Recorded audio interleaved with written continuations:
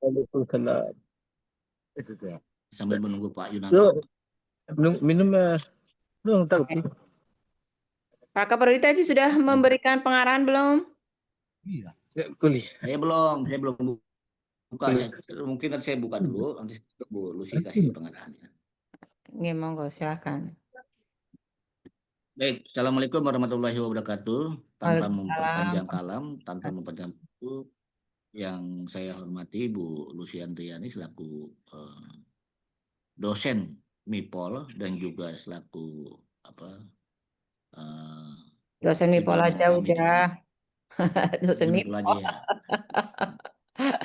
Saya tidak ingin berpanjang kata dalam hal pembukaan ini. Mari kita buka dengan bacaan basmalah. Bismillahirrahmanirrahim.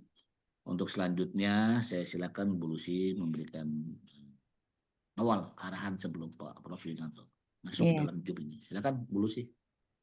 Terima kasih Pak Kapolri, Pak Dr. Usni, MSI. Assalamualaikum warahmatullahi wabarakatuh.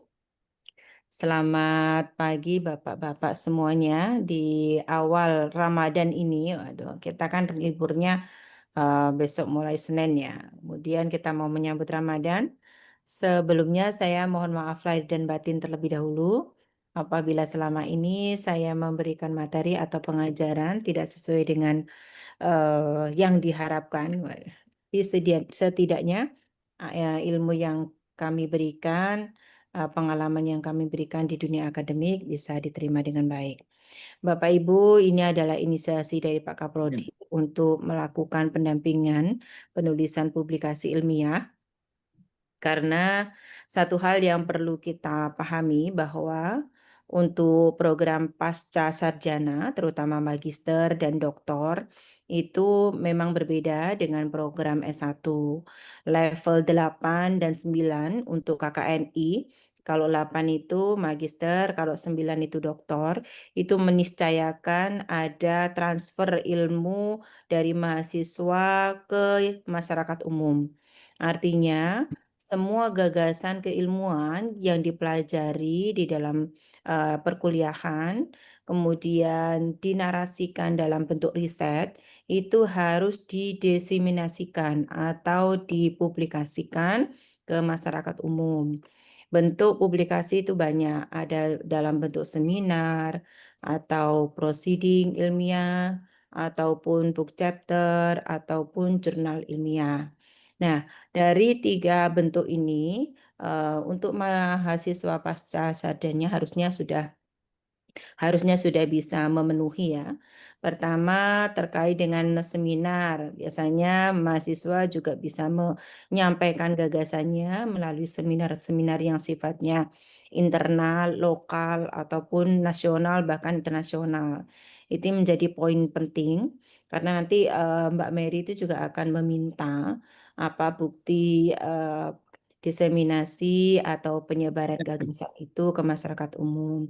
Nah, yang untuk jurnal atau publikasi jurnal itu menjadi syarat penting untuk nanti ujian tesis memang kita sematkan di dalam aturan di fakultas.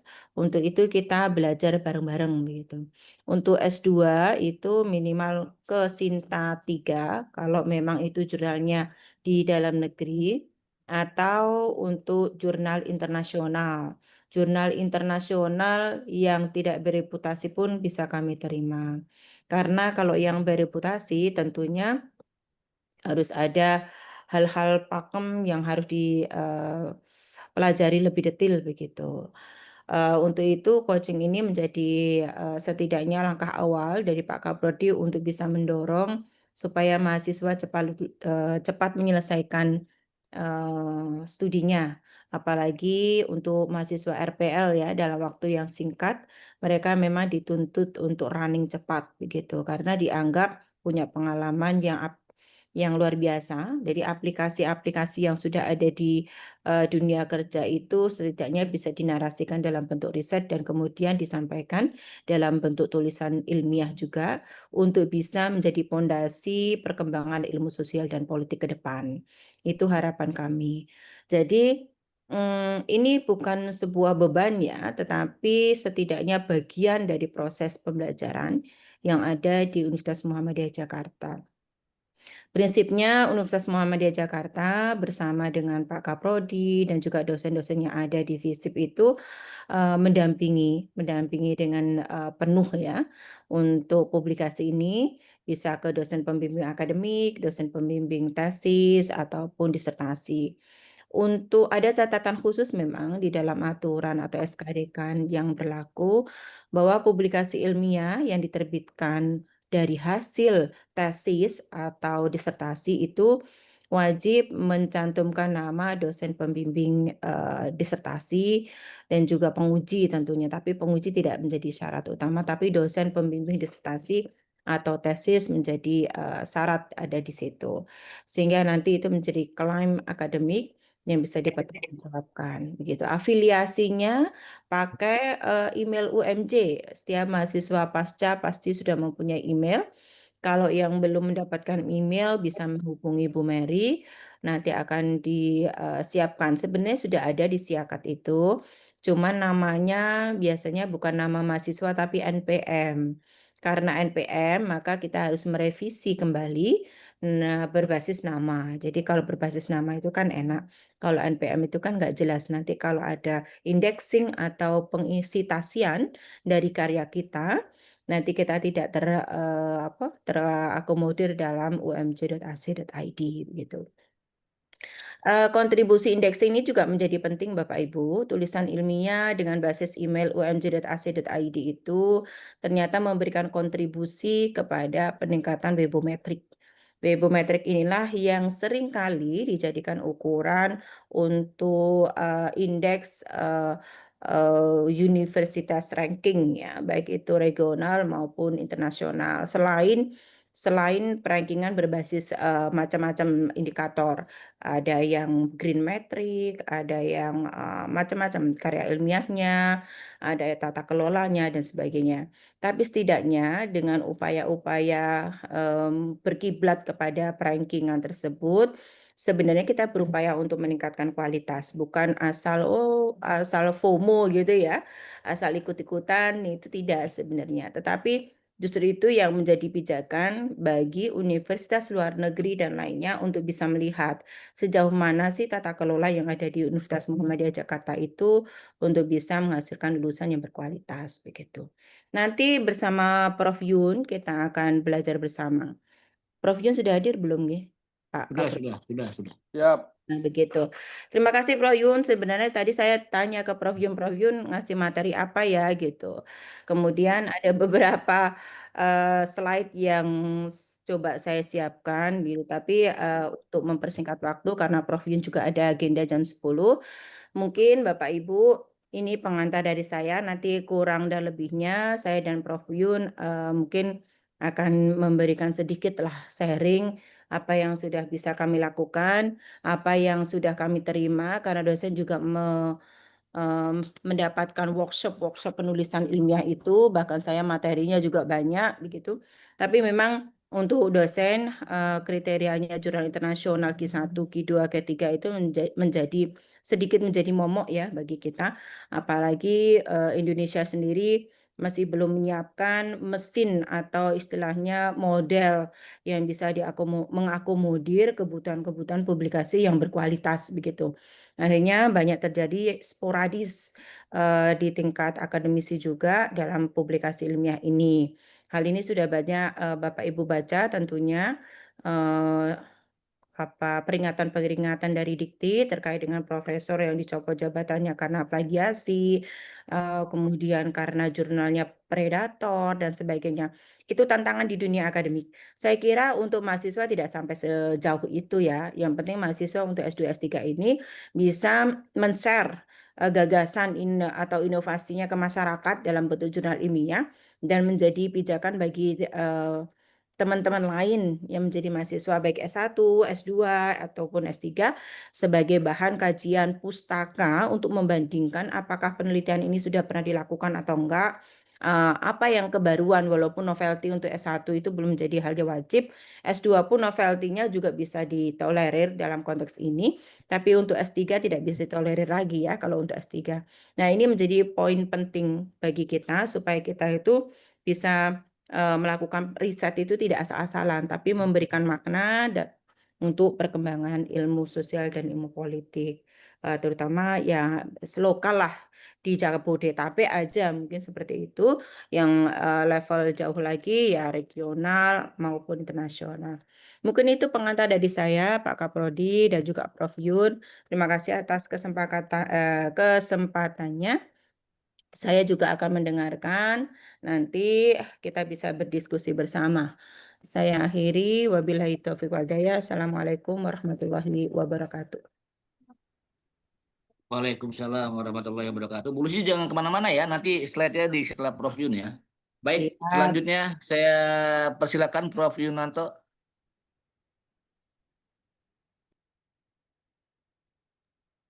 Ya, dengar suara saya ya? Dengar. Dengar. Dengar ya. Ya, suaranya berbeda. Ya, Prof. Yun berbeda. kayak ini, kayak aktor yang main Superman. Iya, Gitu. rambutnya. Ini pagi-pagi saya harusnya olahraga ini, jadi malah Saya habis suaranya masak, beda. Pak. Saya habis Siap. masak. Waktu Bu saya Mary, olahraga Bu nih. Mary coba Ya, diperhatikan untuk kalimatnya loh. Bu baik. Mary coba diperhatikan kalimatnya ya. Ya. Ini teman-teman berapa nih yang join ini? 13. Mana yang lain ini? Yang lain udah publish semua nih, kayaknya nggak join ini. Sudah publish di jurnal semua ya. Nah, ini katanya ada 50 tapi yang join hanya berapa nih? 13 kali ya? 13, Iya, 12. yang belum Berarti ini, yang belum semuanya 36 join. sudah Panggil. sudah publish di jurnal semua. Baik, ya nggak apa-apa lah, berapa aja nggak terlalu penting. Yang penting yang berminat atau yang lain sudah bisa publish nanti di karya ilmiah, tesisnya juga sudah bagus. Saya lihat ini sudah rata-rata sudah sempro, mau sempro sama udah ini ya, udah apa namanya, udah bahkan sudah mau ujian. Sebenarnya materi saya ini agak saya modifikasi dikit dari dulu saya pernah ngasih coaching ya, yang dulu apa namanya, tahu nih yang Prof. Taufik itu minta saya ini lembaganya apa lupa saya. Nah, tapi saya sedikit saya modif aja. Atau sebenarnya sih saya santai aja gitu. Kalau mau mulai dulu dengan case apa namanya, apa yang dihadapi oleh teman-teman yang mau ditanyakan, ya bisa juga seperti itu gitu. Terserah gimana ini. Ya, sebentar. Tapi untuk pemanasan mungkin boleh lah kalau saya mulai dari sini, dari apa namanya, dari presentasi gitu. Tapi nanti akan saya selektif aja presentasinya. Ini udah kelihatan belum nih? Belum, Prof. Ya, belum ya. Udah ya sekarang ya. Sudah. Ya, oke. Ini mungkin nggak saya bacakan karena ini PPT-nya panjang banget. Ini soal-soal dari PPT kemarin aja. Ini karya saya. Kemudian ini yang di Scopus ya. Ini sudah ada 6. Kemudian ini yang jurnal internasional ya dan nasional. Ini yang tidak bereputasi. Apa jurnal internasional biasa? Jadi teman-teman itu ada jurnal internasional bereputasi, jurnal internasional, jurnal nasional bereputasi, dan jurnal bereputasi artinya atau jurnal nasional biasa. Ya. Nah, sekarang saya masuk aja yang apa sih pengertian jurnal internasional bereputasi? Pengertiannya adalah seperti ini. Nanti teman-teman tuh bisa mengidentifikasi, oh ini bereputasi atau enggak, atau internasional biasa, oh ini nasional bereputasi enggak, atau nasional biasa ya. Nah, pengertiannya adalah internasional bereputasi itu adalah bereputasi artinya berkualitas tinggi secara akademik. Karena dia berkualitas maka diakui. Siapa yang ngakuin ya akademik, komunitas akademik internasional. Ya, itu baru bereputasi. Kalau cuma diakui di satu prodi aja ya nggak bereputasi gitu ya. Atau satu fakultas, satu universitas, satu di dalam negeri gitu.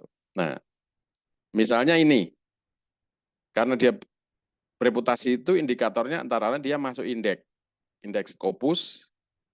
Nah, bahkan di Scopus pun ada yang berpendapat itu harus Q3 sampai Q1. Q di bawah 3 katanya belum di level bereputasi gitu. Walaupun untuk persyaratan oke ya. Kemudian masuk di WOS, Web of Science ya, Thomson and Reuters. Ya. Nah, nanti kita baca bagaimana cara melihatnya ya. Bahasa digunakan 4. Bisa Inggris, Arab, Rusia, Spanyol, China. Jadi jangan berpikir kalau bahasa internasional bereputasi itu hanya bahasa Inggris ya. Dan jangan berpikir kalau bahasa Indonesia bisa internasional bereputasi ya. Gitu ya. Dewan redaksinya pun dari 4 negara.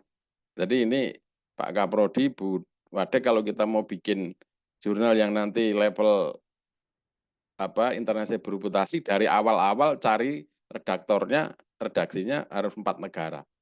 Ya. Penulisnya juga nggak boleh dari 1 negara, apalagi 1 universitas. Ya. Ya, kemudian ada ISN-nya, ada versi online-nya. Jadi bisa di URL-nya itu bisa dilacak gitu ya. Nah, berarti yang tidak seperti ini, walaupun bahasa Inggris, walaupun terbit di Amerika atau Inggris atau mana-mana, nggak masuk bereputasi gitu ya. Artinya juga internasional biasa gitu ya. Nah, terus apa perlunya dengan bereputasi dan tidak bereputasi? Lah kita nulis jurnal itu tinggal kepentingannya apa. Kalau mau kepentingannya cuma nulis-nulis aja ya mana aja oke lah gitu. Tapi kalau misalnya untuk nanti lulusan tamat harus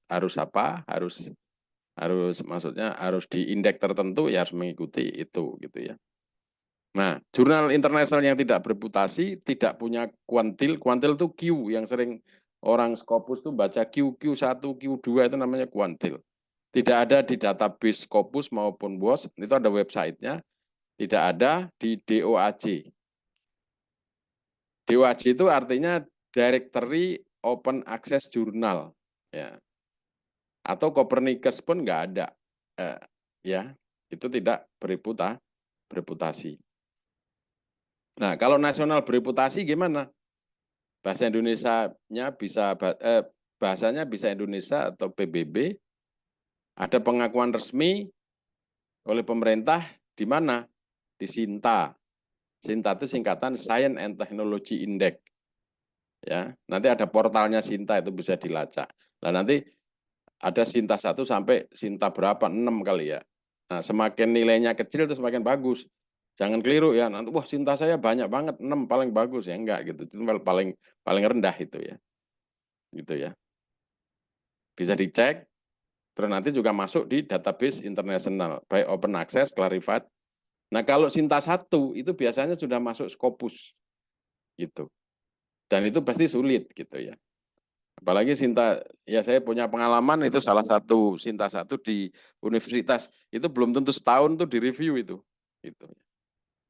Jadi bisa cuma dipeliriin aja gitu. Kadang-kadang mereka itu ini bilang mereka itu melihat baca awal nih redaktornya ini.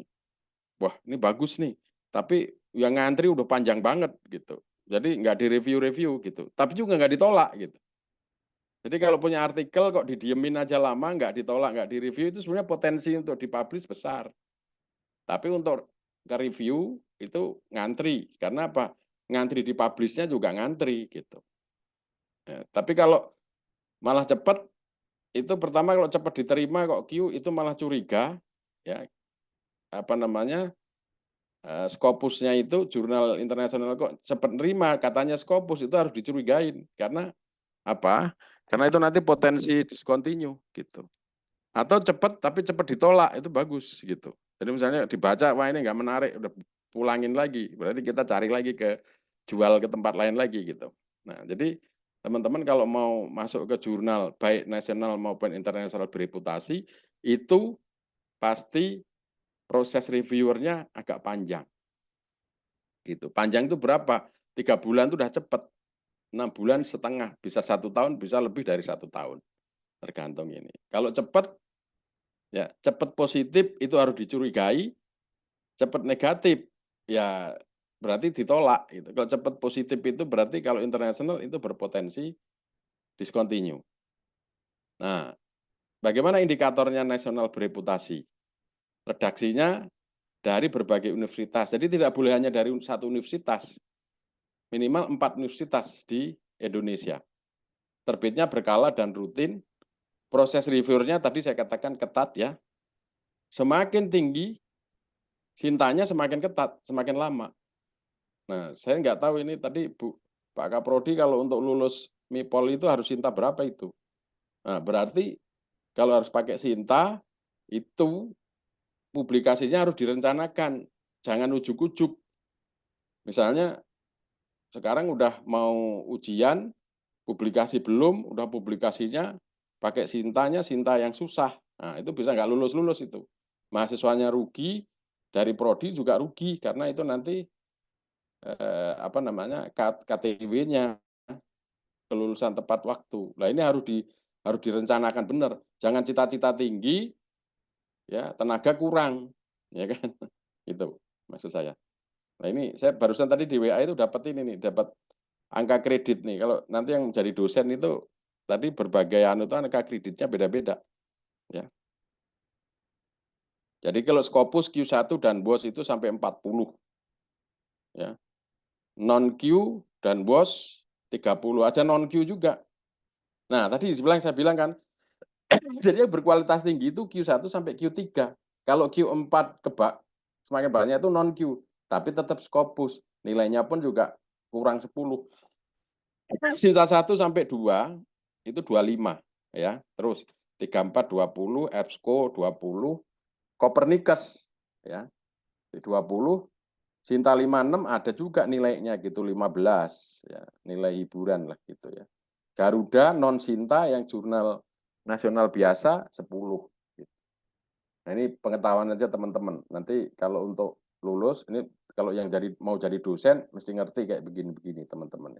Nah, ini alhamdulillah saya dapat info tadi jurnal kita KAIS Kajian Ilmu Sosial masuk di Copernicus. Jadi teman-teman kalau mau publish bisa juga di situ. Ya. Tapi jangan semuanya di situ. Nanti jadi jurnalnya ini jurnal main di kandang aja. Jurnalnya sendiri, reviewer redaksinya orang dalam, yang publish mahasiswa dari UMJ. Jadi jurnalnya itu jurnal lokalan ini nanti, ya. Ini Copernicus kita dapat, kemudian Pentahelix juga, ini yang administrasi publik ya. Gak tahu independensi itu berapa itu? Bu Wadek tadi mana masih ada nggak? Itu udah. Independen itu Sinta 5. Sinta 5 ya lumayan lah. Jadi Yang nanti maksud saya begini. KAIS belum bersinta, Bapak. KAIS. Iya, memang baru Copernicus ini. Enggak, maksud saya begini.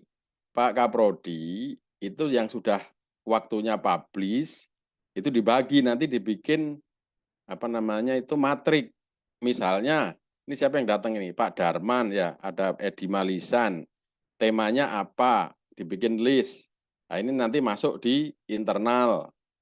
Ya, terus ini temanya apa? Masuk di jurnal eksternal di luar UMJ gitu, dibuat list gitu, sehingga arah teman-teman juga jadi bagi teman-teman ada arahnya yang konkret, bagi prodi ini nanti akan mempercepat KTW dan menambah kredit juga untuk akreditasi gitu.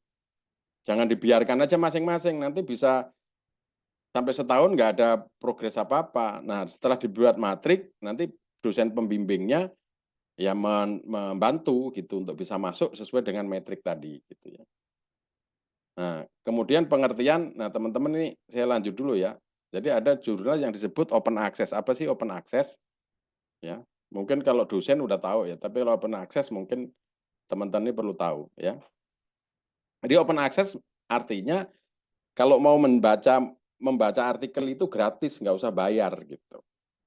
Nah, rata-rata jurnal nasional kita ini open access semua, walaupun bayarnya dikit atau bahkan yang gratis gitu. Ya, jadi kalau teman-teman mencari artikel saya, langsung browsing di Google dapat. Nah, itu namanya open access gitu. Kalau nggak open access, itu kita bisa publish, tapi nggak bisa diakses. Kalau mau ngakses harus bayar gitu. Ya. Makanya untuk internasional itu saya pernah punya pengalaman, dia bilang kepada saya, artikel kamu saya terima, saya publish, tapi tidak open access. Ya. Nah, kalau mau open access harus bayar gitu. Jadi untuk publish itu bisa jadi tidak bayar, tapi untuk open access baru bayar gitu. Jadi ada membayar untuk open access, tapi saya dengar-dengar juga di membayarnya untuk, jadi ada orang mendapatkan LOA ya, letter of acceptance, tapi harus bayar untuk dipublish. Berarti dia membayar untuk publish, untuk terbit. Jadi kalau nggak bayar nggak terbit. Tapi ada membayar untuk sponsor lain-lain gitu. Nah ini harus hati-hati yang ketiga ini. Berapa saya terbit Scopus? Oh bayar segini.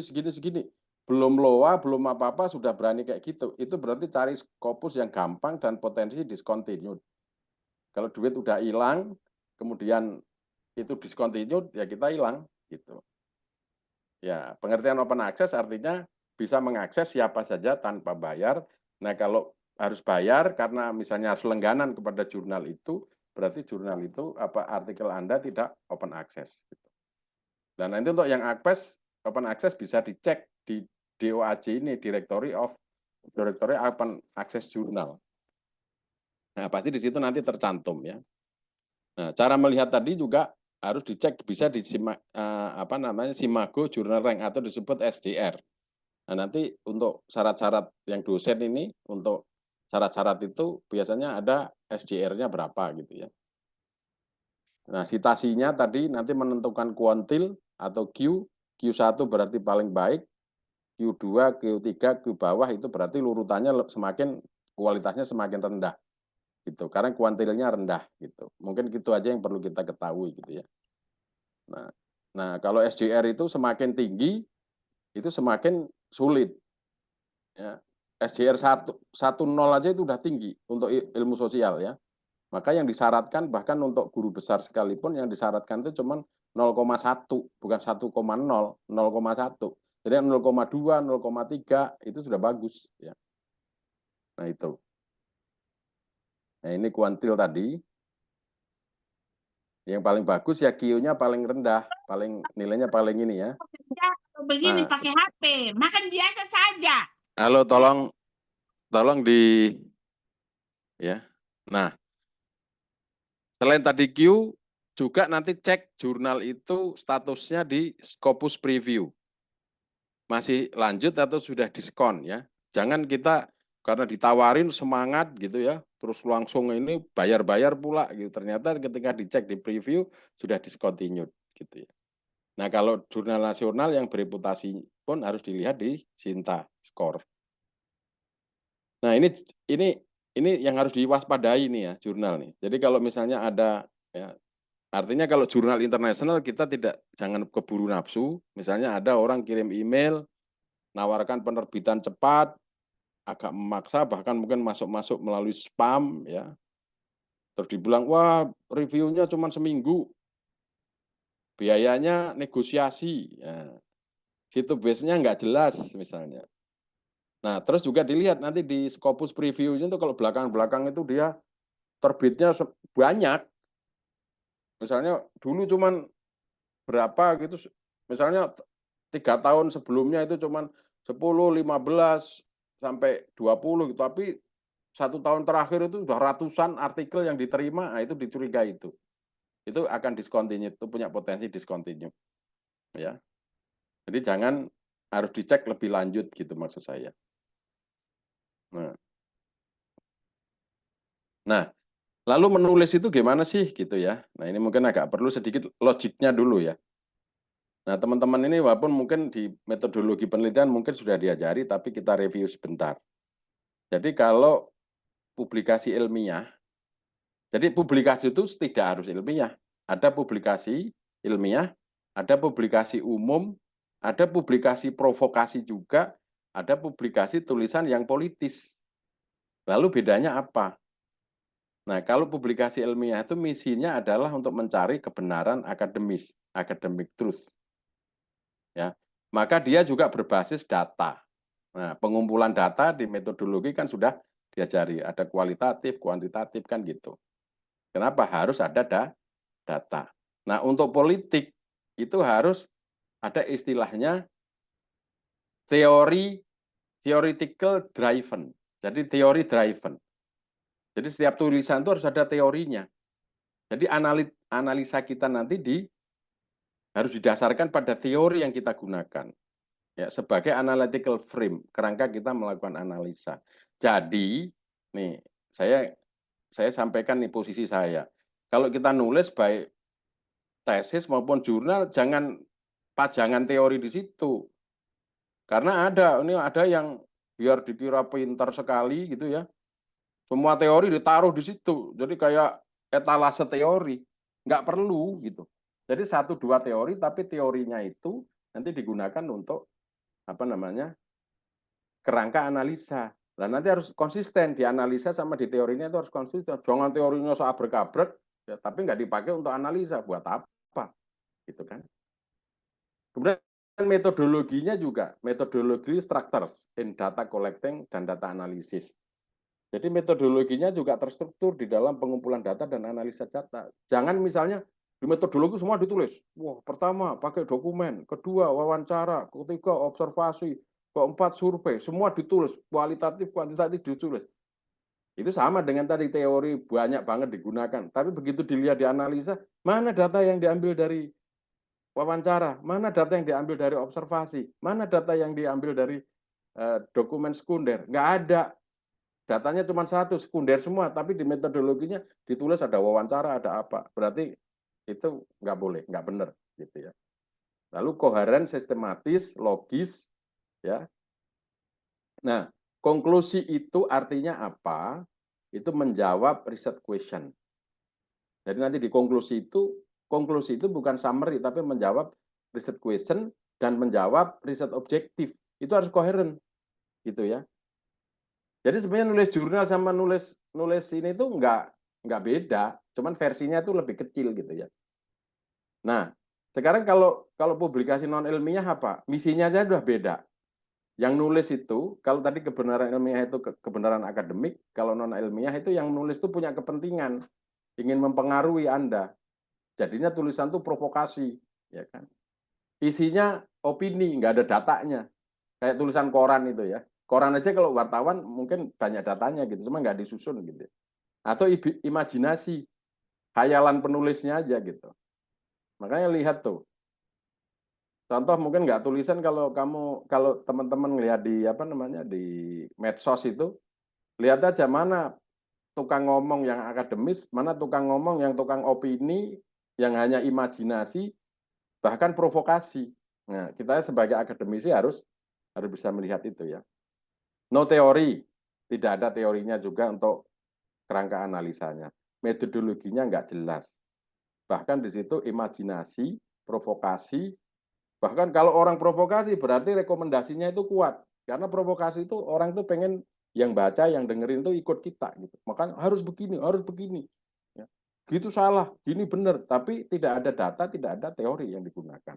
Nah, di jurnal harus ilmiah. Ini teman-teman.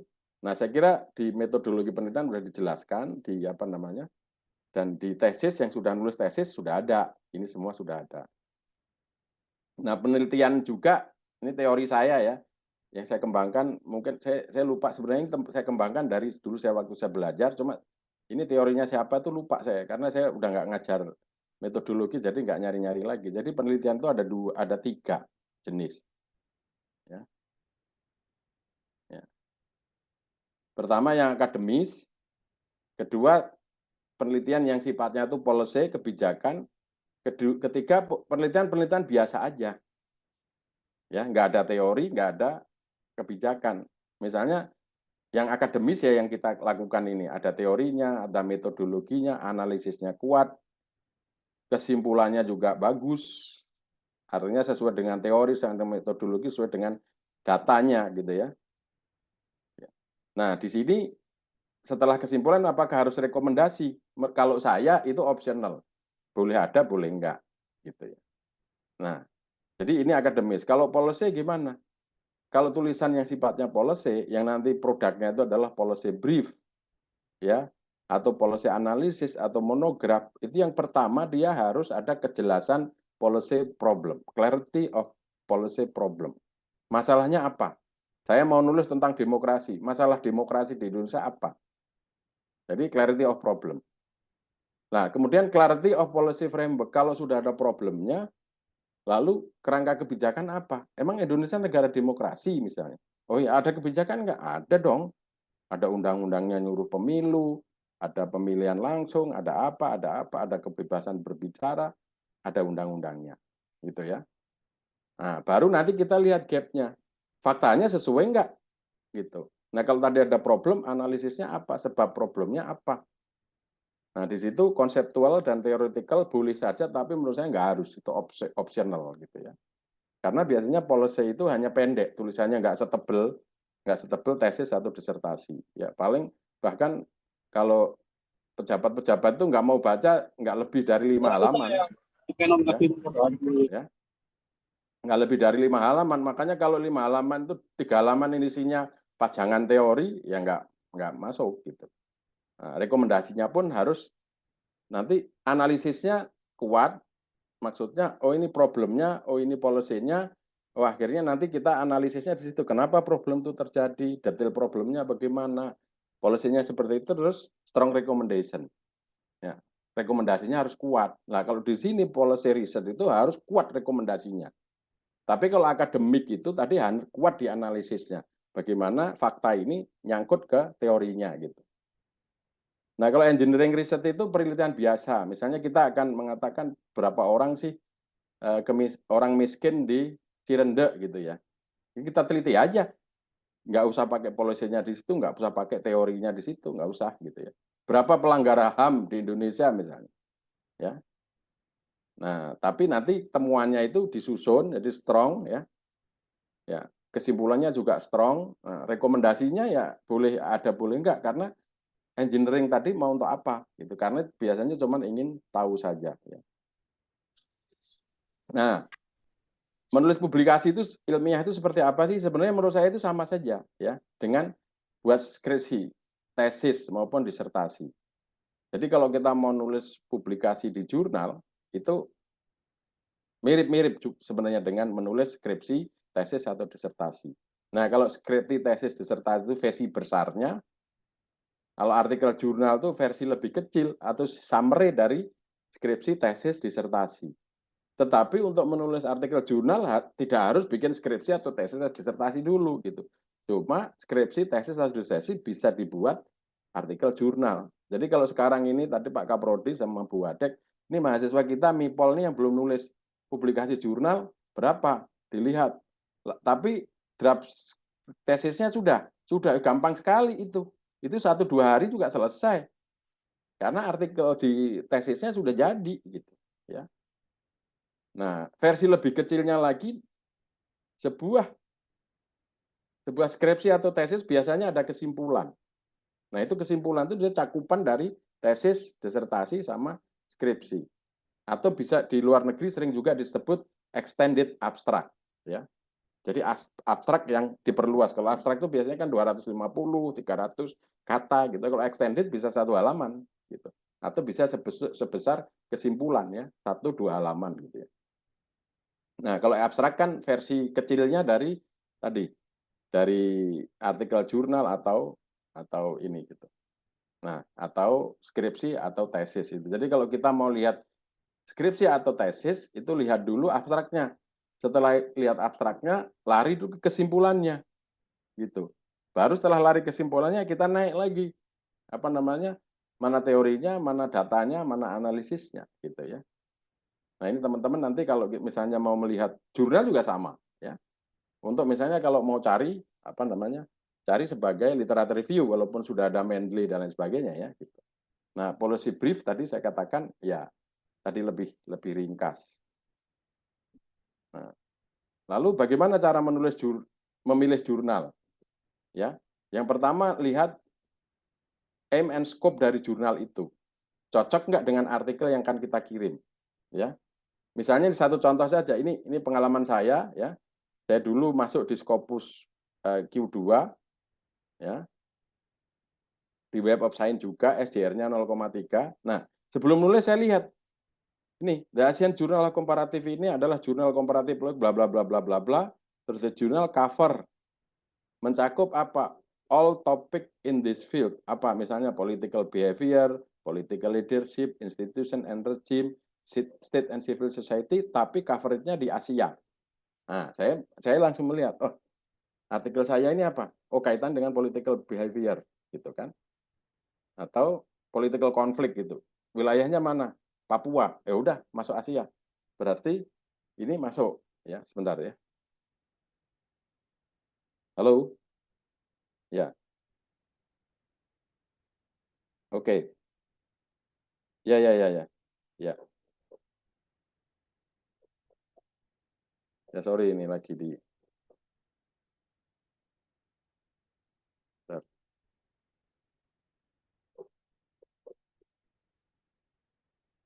bentar ya. Oke.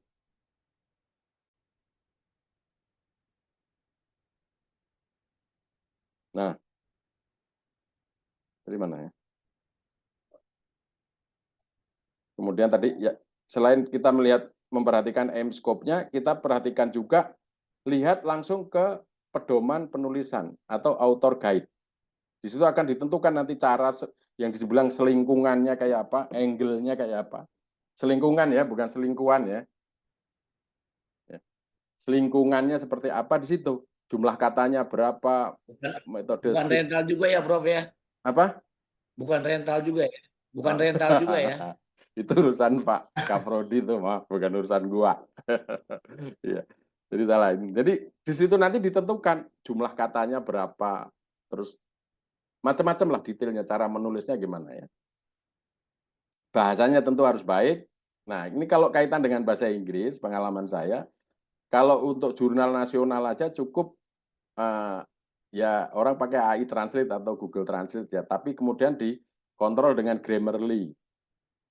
Tapi kalau untuk level Scopus itu nggak cukup. Kita harus proofread pun harus native speaker, nggak sembarangan ini. Karena logika kita, walaupun kita merasa jagoan bahasa Inggris, tapi jagoan bahasa Inggris kita itu mungkin level Cirende doang, ya kan? Atau level nasional. Tapi kalau di luar negeri itu nggak cukup. Maka harus proofread-nya orang internasional. Ini kalau mau masuk jurnal internasional. Ya. Nah itu ada banyak. Kalau ini bayar ini ya, yang proofread ini harus bayar. Tapi halal ini, maksudnya memang itu halal dalam artian itu biasa ya dalam dunia publikasi bagi orang non native speaker nulis dalam bahasa Inggris di proofread itu biasa gitu ya. Gitu. Oke. Kemudian oke, sebelum ini masuk materi ya, saya sebentar saya ada yang harus saya lakukan, jadi saya cabut dulu nih ya. Saya cabut, silahkan teman-teman mikir kalau ada pertanyaan nanti ya. Nanti saya balik lagi.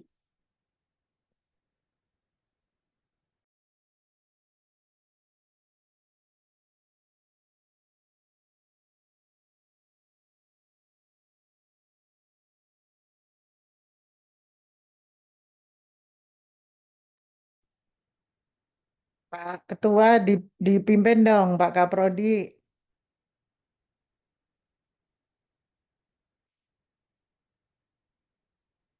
Kemana Prof itu? Lagi pergi dulu. Oh, Nggak pergi, cuman saya harus melakukan sesuatu sebentar aja, 5 menit. Ya. Oh, materi. Yuk. Ya, enggak, ini saya di sini juga, cuman saya nggak bisa nyambi sebentar aja. Kalau gitu saya berikan kepada Pak Bulusi ya. Bulusi atau Bulusi? Ada Bu Lucy. Siap, Pak Kaprodi. Silakan Bulusi. Sebenarnya tadi Prof Yunita harusnya sudah tuntas dulu, kan beliau jeda itu untuk nyari apa materi atau contoh ya dalam konteks ini. Bapak-bapak, ibu-ibu, menulis itu kalau sudah ada bahan, terutama untuk publikasi ya, kalau sudah ada bahannya, itu memang agak lebih mudah daripada tidak ada bahan gitu. Artinya di dalam menulis itu juga butuh data yang harus kita ulas kembali atau kita tuliskan kembali. Saya punya pengalaman ketika submit jurnal itu, tiap jurnal berbeda memang. Ada yang butuh 12 halaman gitu. ada yang wajib mensitasi artikel yang ada di dalam jurnal tersebut. Tetapi untuk bagaimana kita mensubmit ke jurnal, itu nanti sebenarnya ada teknik tersendiri yang bisa kita lanjutkan. Tetapi yang terpenting di sini bagaimana menuliskan gagasan hasil riset itu dalam bentuk jurnal. Ya, bagi yang sudah terbiasa menulis publikasi ilmiah itu memang tidak susah, tetapi yang baru mengawali itu akan sedikit repot ya, dalam artian apa sih yang harus disiapkan gitu, apa yang akan ditulis begitu, itu yang menjadi pertanyaan-pertanyaan penting gitu yang perlu Bapak dan Ibu lihat gini. Ada beberapa poin yang mungkin bisa saya sharekin gini. Ini yang perlu disiapkan ya, apa yang akan ditulis, apa yang akan menjadi fokus. Karena di dalam hasil riset kita, kadang ada angle yang justru menarik untuk diminati oleh jurnal tersebut. Kalau judul tesis saja, itu kadang ya bisa dipublikasikan, tetapi perlu diperbaiki atau direvisi supaya menarik begitu untuk jurnal tersebut. Ada Ya, saya udah kembali nih, Bu. Oke, terima kasih Pak Prof. Silakan. Nanti dilanjut ya. Saya tak lanjut sebentar lagi sedikit. Iya, wajib Terus saya mau dilanjut. izin nih ya, karena biasalah ini Sabtu-Sabtu banyak urusan juga ini, urusan domestik nih. Ya. Sama dong, Prof. Iya. Ya. Oke ya. Jadi teman-teman tadi ini nanti dilanjut Bu. Ada Bu Endang juga tuh. Ini kan sharing pengalaman ya. Jadi mungkin pengalaman yang saya alami tidak dialami oleh yang lain yang juga berhasil. Boleh di-sharing gitu ya. Tapi ini kan sharing pengalaman saya ya. Silahkan. Nah, kalau saya ini ya, jadi ketika kita nulis yang internasional bereputasi, kita harus tonjolkan kebaruan atau disebut novelty atau state of the art. Ya. Cara ya kebaruan itu pengalaman saya sebagai reviewer juga, sebagai penulis juga, itu ada explicit novelty, ada implicit novelty. Kalau explicit itu jelas di situ dikatakan ini baru. Kalau implicit nggak usah dikatakan kayak begitu, tapi reviewer itu punya judgement. Oh, memang topik ini belum ada yang nulis gitu. Jadi sebenarnya itu ada novelty-nya ya. Nah, misalnya jenis novelty, nah gini. Jadi ada mungkin ini menurut saya ada 3 jenis novelty itu. Ya, ini bukan teori ya, ini pengalaman saya ya. Jadi kebaruan kasus. Ini kasus ini belum pernah ditulis oleh orang lain.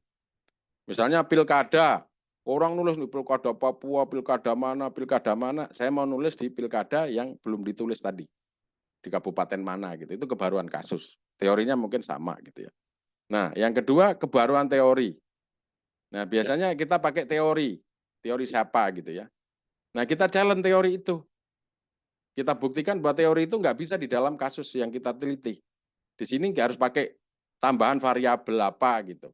Atau mungkin dia menggunakan 4 variabel, tapi 2 variabel bisa dipakai, yang lain itu harus tambah variabel lagi gitu ya. Kebaruan metodologi. Jadi biasanya orang meneliti kasus ini, tapi dia menggunakan kuali gitu.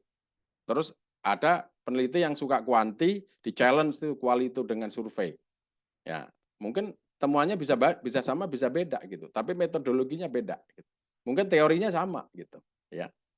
Nah, ini tentu perlu pembahasan yang intinya adalah novelty-nya itu. Kalau ini tadi ya kita bicara untuk jurnal yang istilahnya bereputasi ya, internasional ya. Saya sebagai reviewer pun saya akan lihat itu dulu gitu. Untuk mengatakan bahwa saya rekomen terima atau enggak gitu ya. Atau terima dengan major revision, minor revision gitu ya. Ya. Nah, kebaruan kasus itu gimana? Kalau saya ini ya, itu berangkatlah kita dari literature review. Jadi misalnya kita akan menulis satu kasus, kita mulai gitu ya dengan literature review.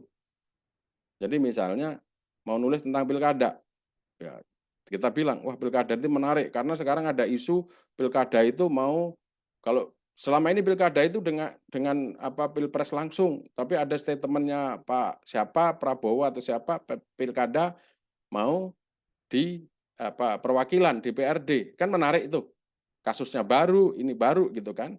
Nah, setelah itu kita sebenarnya banyak orang nulis pilkada, ya, pilkada kabupaten atau provinsi 1, 2, 3, 4, 5, 6.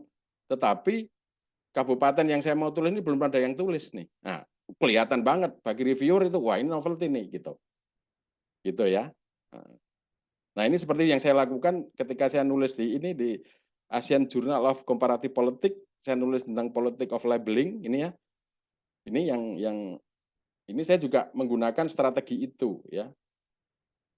Misalnya saya bilang di sini, sebenarnya nulis tentang, kan itu saya temanya pemerintah melabeli TNP BOPM itu dengan teroris gitu. Fokusnya itu. Saya bilang dalam tulisan saya itu, sebenarnya banyak tulisan di mana pemerintah itu melabeli gerakan ini dengan gerakan separatis atau self-determination dengan teroris. Saya tulis di situ. Di Sri Lanka ada LTTE. Di Spain juga gerakan teroris ditulis dilabeli gerakan itu separatis labeli teroris. FARC Kolombia juga gitu. Kemudian mana Irlandia juga gitu. Kurdi juga gitu, CES-nya juga gitu. Bahkan dulu GAM juga dilabeli teroris gitu. Tetapi baru ini Indonesia melabeli juga OPM teroris gitu. Nah, baru saya sebutkan yang akan saya tulis ini memang belum ada yang nulis gitu. Berarti kebaruan kasusnya dapat tuh gitu. Ya.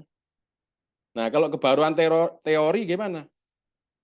Nah, saya tulisin di sana, saya gunakan teorinya misalnya Persmoster, Lehman, Becker dan lain sebagainya. Nah, terus saya katakan, dia mengatakan bahwa intinya bahwa para teoritisi tadi mengatakan kalau dilabeli itu punya implikasi negatif, punya impact negatif terhadap orang-orang Papua. Tapi temuan saya nggak seperti itu. Dia hanya punya implikasi negatif kepada orang yang Papua yang di kota aja. Tapi tidak punya implikasi negatif di Papua yang di pedalaman maupun Papua diaspora. Kok saya bisa bilang begitu? Loh, saya wawancara kok gitu. Saya data collecting, ya kan? Di metodologi saya sebutkan. Berarti apa? Saya memperbaiki teorinya Lemert, Forstner atau ini gitu. Nah, itu kebaruan teori gitu ya. Tapi kalau untuk master sih mungkin kebaruan kasus cukup lah itu. Tadi seperti Bu Lucy tadi gitu. Nah, introduction tadi benar. Kalau saya introduction-nya itu fokus why you choose the topic. Kenapa pilih topik itu dan what attract readers about the topic. Jadi kira-kira yang menarik reader dari topik itu apa? Tadi kalau saya contohkan, misalnya biasanya kalau kasus-kasus baru itu attract gitu. Jadi ada berita tadi, misalnya pilkada mau ditarik lagi menjadi pilkada di daerah, ya kan? Di pilkada DPRD ya, pemilihan kepala daerah oleh DPRD tidak langsung lagi Pak Prabowo ngomong misalnya atau politisi siapa ngomong, lah ini menjadi titik masuk untuk membahas tentang pilkada di mana gitu misalnya. Ya, seperti kalau tadi saya di soal Papua tadi itu ada wakil Kabinda Bin tertembak di Papua. Terus Pak Mahfud ngomong teroris tuh. Ini ngomong teroris tuh. Wah, kenapa dia dibilang teroris gitu? Wah, menarik ini untuk diteliti. Nah, kira-kira gitu. Jadi what attract the readers about the topic. Nah, itu menjadi alasan why we choose the topic gitu. Kenapa kita memilih topik itu. Kerangka teori sama aja sebenarnya ya. Jadi yang penting itu jadi kerangka teori saya kira udah diajarkan di metodologi. Yang paling penting itu adalah antara judul, kerangka teori sama analisa itu koheren. Ya kan? Jadi kalau misalnya politic of labeling, teorinya juga bicara teori tentang politic of labeling. Nanti di analisanya juga cerita itu labeling itu apa. Nah, di sini saya misalnya saya di judul saya katakan ada eksplanasi sebab prosesnya bagaimana, implikasinya gimana. Nah, di teori itu juga menjelaskan kenapa seorang melabeli itu dan implikasinya apa. Nah, nanti di analisa juga saya buat. Nah, analisanya juga ada proses, ada eksplanasi, ada implikasi gitu. Yang penting itu. Ya. Nah, ini ada biasanya kalau yang pakai kualitatif itu bisa menggunakan NVivo ya, tapi itu perlu perlu satu training tersendiri saya kira. Metodologi sama, yang penting juga kejelasan metodologi itu apa. dan metodologi itu dioperasionalisasikan. Misalnya kalau Anda mengatakan metodologi apa sih? Data collection, pakai data-data dokumen. Ya dokumennya apa? Jangan hanya mengatakan dokumen. Seperti diri saya katakan, saya menggunakan dokumen. Dokumen dari mana? Dari task force-nya Gajah Mada, dari Aklet, dari Human Rights, dari Kontras, dari Komnas HAM, termasuk media. Misalnya saya triangulasi dengan interview. Interviewnya siapa? Saya sebutkan situ. Saya interview dengan polisi, intelijen polisi, dari aktivis Papua, dari para ahli gitu. Jadi yang penting dioperasionalkan kayak gitu. Yang lain-lain sama ya, analisanya juga data reduction pakai teori, kalau pakai teori Habermas atau ini ya. Jadi makanya tadi saya katakan, nulis jurnal itu sama aja sebenarnya dengan kayak nulis tesis atau skripsi atau disertasi, tapi versinya pendek gitu. Nah, finding, temuan nanti, jadi ada temuan, ada analisa. Nah, kalau saya membedakan, dan itu juga banyak pengalaman yang saya bedakan, finding itu intinya bahwa temuan itu menjawab riset question sama riset objektif. Menjawab pertanyaan penelitian dan tujuan penelitian. Itu ditemukan di dalam temuan itu gitu. Tetapi kalau analisis, itu temuan itu dianalisa dengan teori yang digunakan. Gitu. Kita menggunakan teori apa? Nah, nanti ketemunya sama dengan teori itu, berbeda dengan teori itu, memperbaiki teori itu, atau menemukan teori baru gitu. Ya. Jadi bedanya finding dengan dengan analisis, ya. Pembahasan mungkin nggak tahu, ada yang bahasanya discussion, ada analisis gitu ya. Tapi kalau saya lebih suka analisis, artinya menganalisa temuan tadi dengan teori yang digunakan. Tapi kalau finding itu menjawab pertanyaan penelitian dan tujuan penelitian. Ya. Yang penting konsisten. Nah ini teman-teman silahkan aja. Tadi yang saya omongkan itu tadi, baca artikel saya ini, The Politics of Labeling TNPBB Terrorist Explanation. Ini. Jadi kerangkanya seperti itu tadi. Artinya ini dari pengalaman satu jurnal yang saya apply udah diterima gitu. Dan pengalaman saya sebagai reviewer jurnal internasional, kalau saya mereview ya kayak begitu gitu. Ya. Jadi saya parameternya seperti itu gitu. Bahwa nanti kalau ada pengalaman yang lain ya nggak masalah, karena itu nggak ada ketentuannya kan gitu. Oke, saya kira itu cukup sekian ya. Pak Kaprodi, ada Bu Dekan Senior tadi juga, Bu Endang dan Bu Lucy, Bu Adek. Ya, saya cukup. Saya tutup. Assalamualaikum warahmatullahi wabarakatuh. Tapi kalau mau ada pertanyaan 1-2 boleh lah. Ya. Boleh. Baik, ada pertanyaan nggak sebelum Pak Yunanto meninggalkan Zoom? Teman-teman. Ya, silakan.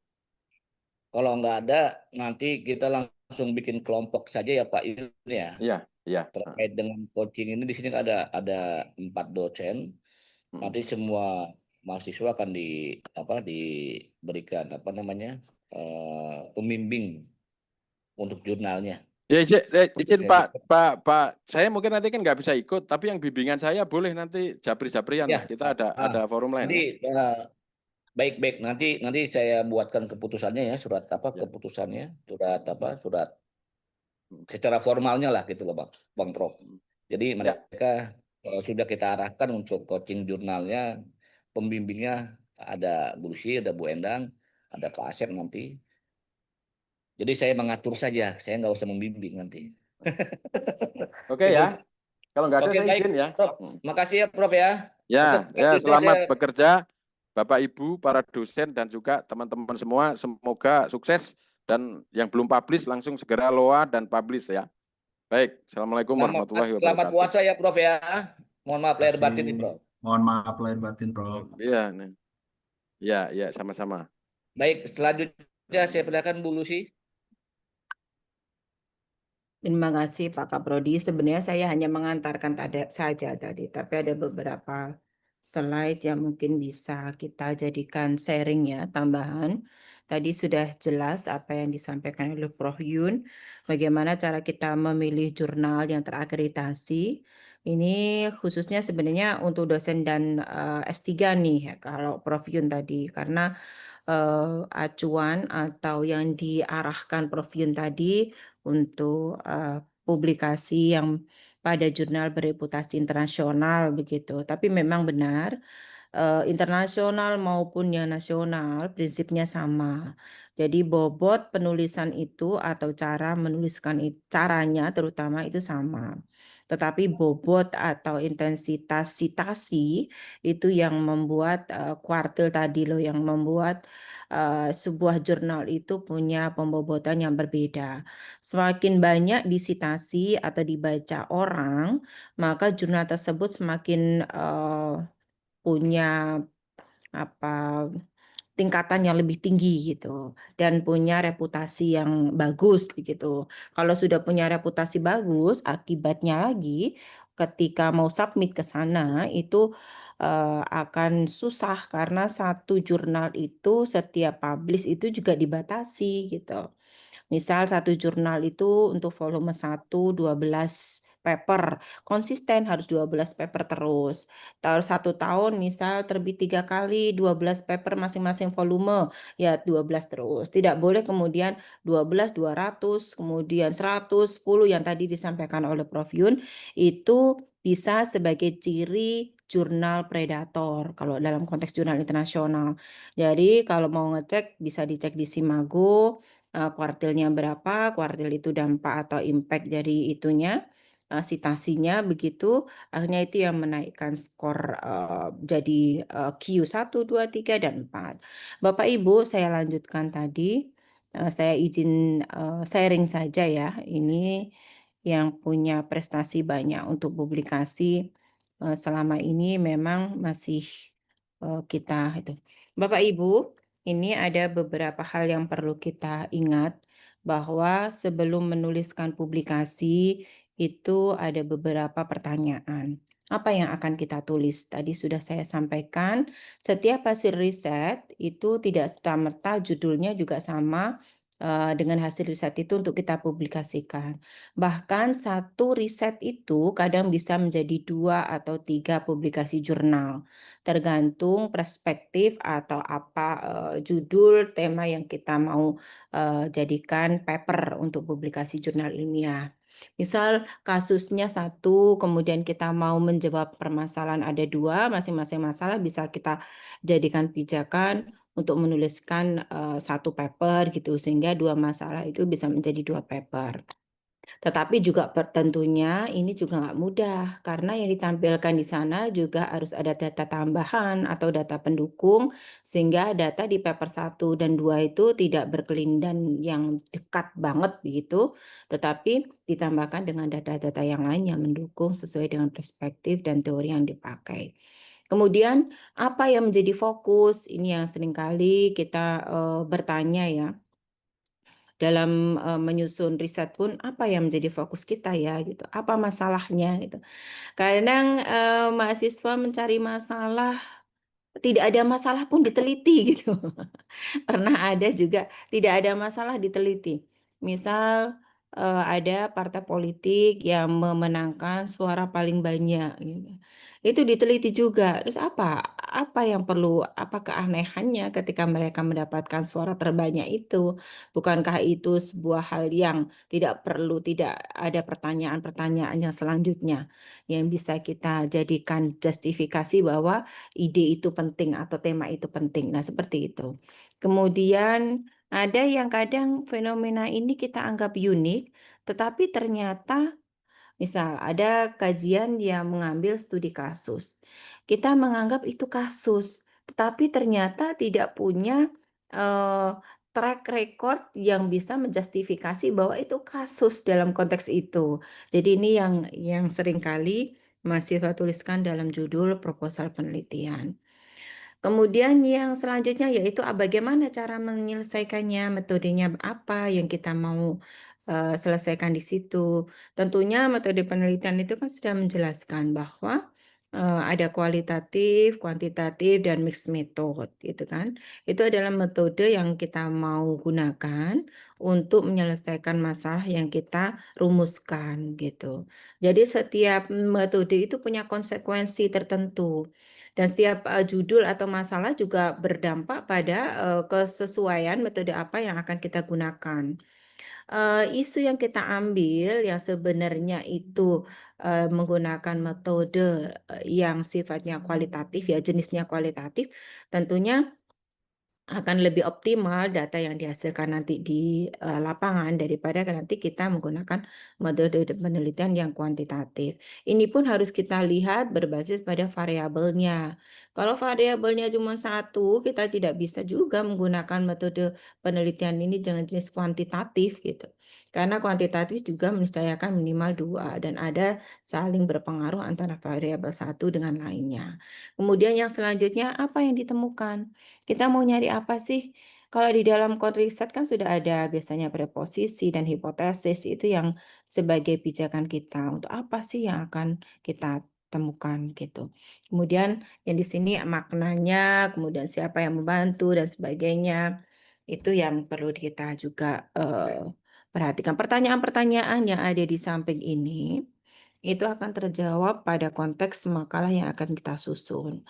Misal judul, kemudian abstrak, introduction-nya, metodologinya, result, discussion and conclusion-nya, kemudian acknowledgement itu terima kasih, ucapan terima kasih itu kadang di beberapa jurnal itu juga mewajibkan ya.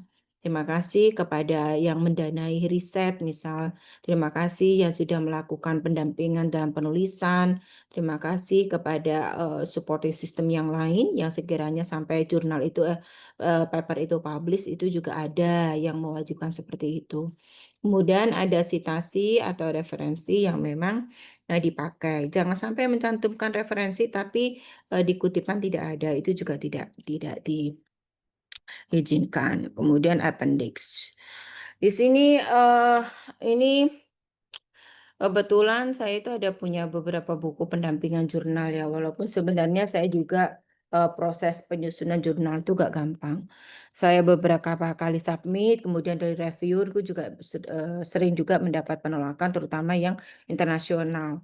Bahkan yang ketiga yang dulu ada jurnal juga yang bertahan, tidak predator, kemudian karena permintaan dari atau yang submit itu banyak, bahkan jurnal tersebut menampilkan dari satu negara saja, misal Indonesia saja, itu akhirnya kedepak menjadi jurnal predator. Nah, seperti ini untuk bagi kami akademisi maupun apa yang bergerak di bidang pendidikan, dosen seperti itu memang harus hati-hati. Tetapi kalau mahasiswa saya kira untuk S2 kita lebih preferensinya mengarahkannya ke Sinta gitu ya, atau jurnal-jurnal internasional yang belum bereputasi. Karena kalau jurnal internasional bereputasi itu susah dalam konteks ini, perlu 1 tahun minimal itu untuk bisa korespondensi dari review ke balik lagi, kemudian balik kembali begitu ya. Itu pernah saya alami. Jadi saya pernah menulis di jurnal Q3 itu bertengger beberapa tahun kemudian terasimilasi, tereliminasi karena jurnal ini dideteksi menjadi predator. Banyak jurnal-jurnal yang disubmit oleh para guru besar pun yang awalnya tidak predator itu akhirnya menjadi predator. Karena ada beberapa ciri yang kemudian diidentifikasi sebagai predator, seperti yang tadi saya sampaikan bahwa ketika yang submit itu volumenya misal satu penerbitan itu 30 paper, berikutnya itu tiba-tiba ada 50 paper, berikutnya lagi ada 200, berikutnya lagi turun lagi 60 dan itu predator. Karena konsistensi jurnal di dalam jumlah paper yang dipublish itu juga mempengaruhi reputasi jurnal tersebut. Begitu juga dengan penggunaan bahasa. Bahasanya semuanya bahasa Rusia gitu misal, juga termasuk bagian itu. Karena tadi sudah disebutkan oleh Pak Prof bahwa ada beberapa bahasa yang memang diakui. Kemudian negaranya berasal dari Indonesia semua gitu. Itu juga akhirnya menjadikan jurnal ini menjadi predator. Kan orang Indonesia itu kadang kalau submit jurnal ya, oh saya bisa itu gampang. Itu semuanya pada ikut ke jurnal itu gitu loh. Jadi sudah temuan bahkan jurnal di Malaysia pun sudah teridentifikasi ke sana sehingga Malaysia pun tidak mau menerima tulisan-tulisan paper yang dari akademisi atau dosen dari Indonesia karena banyak sekali yang mau publish di sana karena dianggap lebih mudah untuk lebih mudah untuk menerima jurnal kita.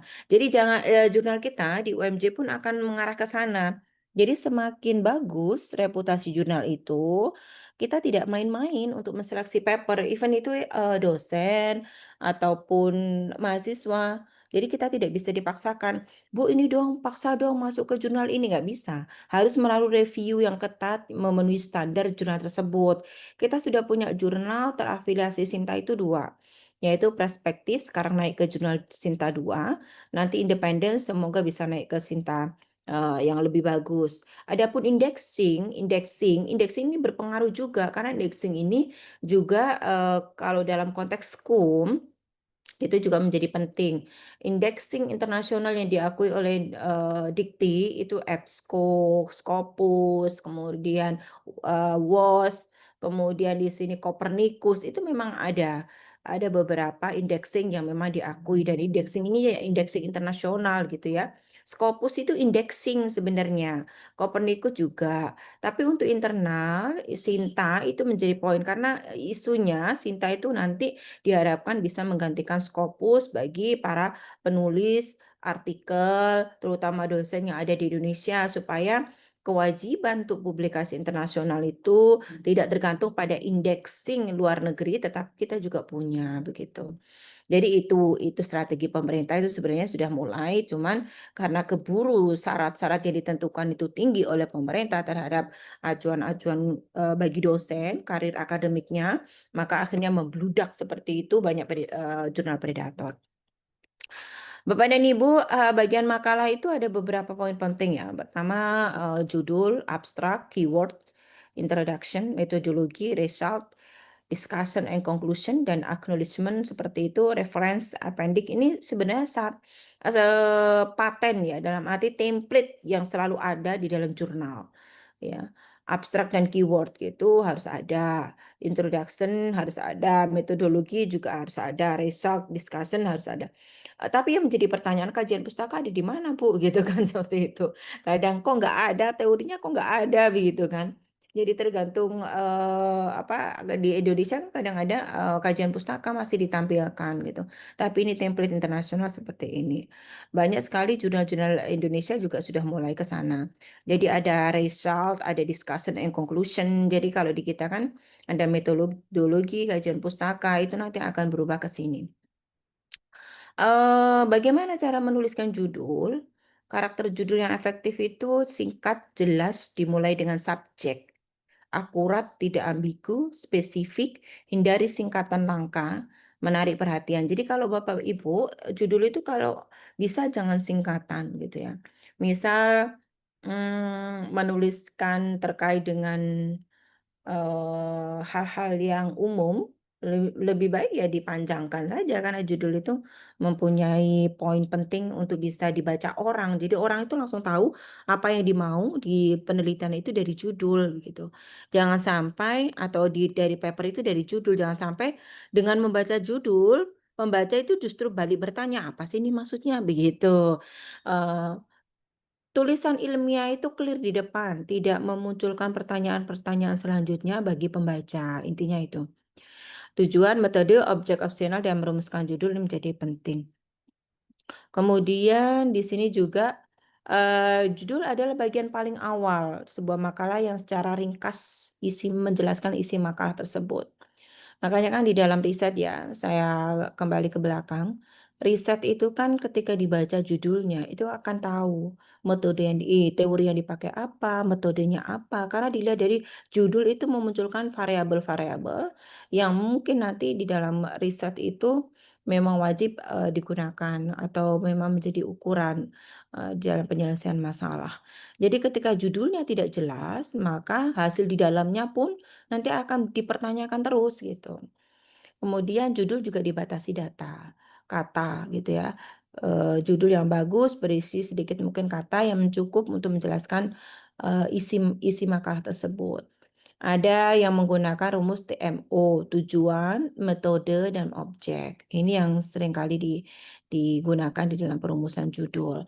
Tujuannya apa? Untuk misal menganalisis atau membandingkan, itu biasanya muncul di judul gitu loh. Untuk mengetahui atau apa biasanya hadir di judul. Judul yang efektif, judul yang menunjukkan topik utama, kemudian dimulai dengan subjek, akurat, tidak ambigu yang tadi sudah saya sampaikan, kemudian menarik dari pembaca. Bapak Ibu, ini saya ambil dari beberapa workshop ya, hasil workshop yang pernah saya ikuti, baik online maupun offline. Kemudian bagaimana cara kita menulis abstrak? Di dalam penulisan ilmiah, abstrak itu memang dibatasi dan ini kita bisa lihat dari guide tata cara setiap jurnal itu punya template dan tata cara tersendiri. Kita harus baca itu. Jadi tapi pada umumnya panjangnya ya 200-300 kata itu sudah maksimal, 250 biasanya. Kemudian ringkasan aspek penting yang harus ditampilkan di sana. Kemudian isinya pertanyaan atau tujuan, metode, temuan utama. Ya, ini yang harus ditampilkan. Kemudian bagaimana kita bisa menyampaikan itu biasanya pakai teks dengan kalimat yang past tense. Kemudian tidak terlalu panjang, ada citasi dan singkatan itu juga tidak terlalu itu ya kalau di abstrak tidak ada juga. Kemudian jangan membingungkan atau dalam konteks itu. Jadi clear, padat, jelas yang menggambarkan isi atau hasil dari riset yang Bapak Ibu lakukan. Tulisan itu juga menggambarkan hasil dari runutan hasil riset yang dipublikasikan itu. Fungsinya untuk menyajikan ringkasan dari beberapa aspek penting ya dari sebuah makalah ditulis dalam bentuk satu paragraf 200 sampai 300 kata. Abstrak ini seringkali digunakan untuk memutuskan apa mereka akan meneruskan membaca makalah secara keseluruhan atau enggak.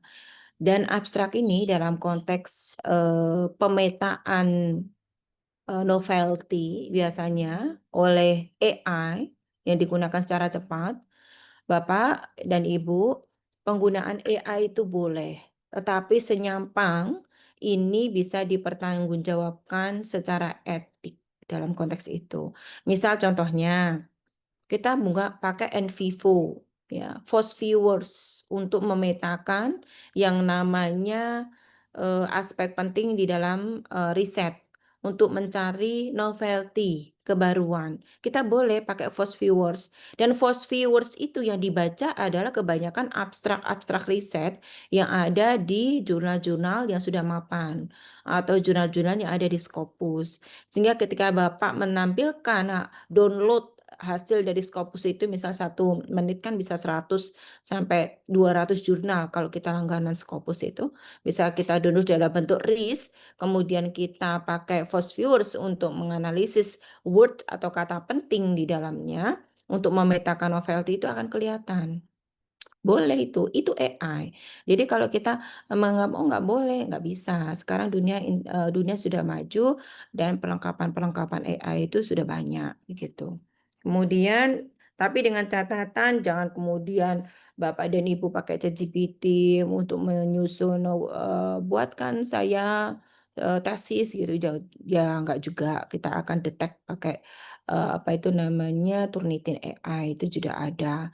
Jadi kemudian di sini kita juga. Jadi ketika teknologi itu muncul dan digunakan atau disalahgunakan, ada penanganan yang dimunculkan dari teknologi itu untuk mencegah. Ya, ada AI, kemudian ada Turnitin AI, banyak sekali yang kita bisa lihat untuk bisa melihat kecurangan-kecurangan itu. Kalau AI digunakan dengan bagus, akan membantu. Prinsipnya kan membantu kita. Tidak kemudian apa yang kita gunakan, apa yang kita mau kita serahkan gitu. Kemudian di sini juga pertanyaannya diinvestigasi atau tujuan dilakukan penelitian dari introduction ini abstrak ya. Tulislah dengan jelas, kemudian metode yang digunakan juga ditulis, temuannya juga ditulis, itu selalu ada abstraknya. Abstrak hanya berupa teks ya, tidak boleh gambar. Gunakan kalimat yang lugas, gunakan bentuk past tense atau lampau. Tidak seharusnya berisi informasi tentang latar belakang yang terlalu panjang. Tidak ada sitasi. Kalimat yang tidak lengkap ini tidak ada di abstrak ya. Abstrak tidak seharusnya berisi itu ini. Jadi abstrak ditulis paling akhir setelah semua bagian makalah ditulis lengkap. Itu abstrak. Kalau abstrak ditulis duluan, pasti nggak ada hasilnya.